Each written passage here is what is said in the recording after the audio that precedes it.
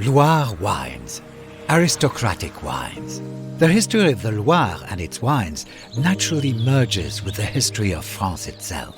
It is thanks largely to the love of the kings of France for this extraordinary cultural landscape that winemaking developed here in the first place. La Loire, elle se définit par son fleuve, ce fleuve royal qui fait 1000 km, qui part du Mont d'Auvergne et qui finit à Saint-Nazaire, et qui en fait fait toute la richesse des territoires, et qui nous donne ce calcaire ou cette tuf qu'on voit aussi dans les paysages, dans les châteaux. Et c'est ce qui fait que ce territoire est magique pour nous ici.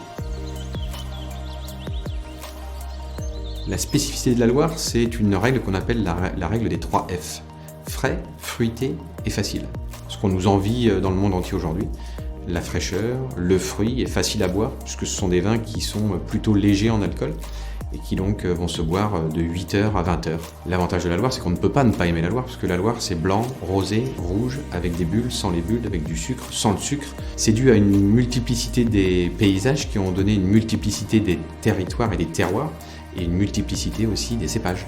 Du chenin, du melon, du sauvignon blanc, du cabernet, on trouve de tout chez nous.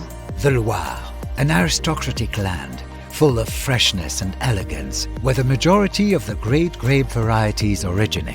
A patchwork of climates, soils and gradients, the Loire Vineyards serves up a palette of unique grape varieties. Ce qui fait que la richesse de la Loire aurait pu donner en fait sa complexité. Il n'y a pas un vin de Loire, il y a des vins de Loire avec un S. Par contre, ce qui les lie, c'est la Loire. Et c'est ce fleuve qui est le lien entre tous ces vins.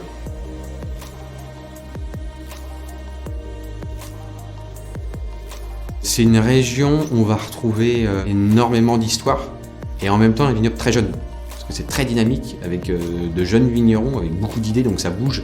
On voit que ça pétille dans les caves. Et c'est une alchimie entre cette histoire et cette jeunesse qui fait que nos vins ont parfois peut-être le côté un peu désinvolte. Donc on a le côté historique et désinvolture des vins de Loire, cette fraîcheur. Donc on a tout ça pour nous. Donc pour moi la Loire, c'est l'évasion, l'export, c'est l'histoire, nos racines, et en même temps, cette jeunesse, un vignoble relativement jeune, avec des appellations relativement jeunes.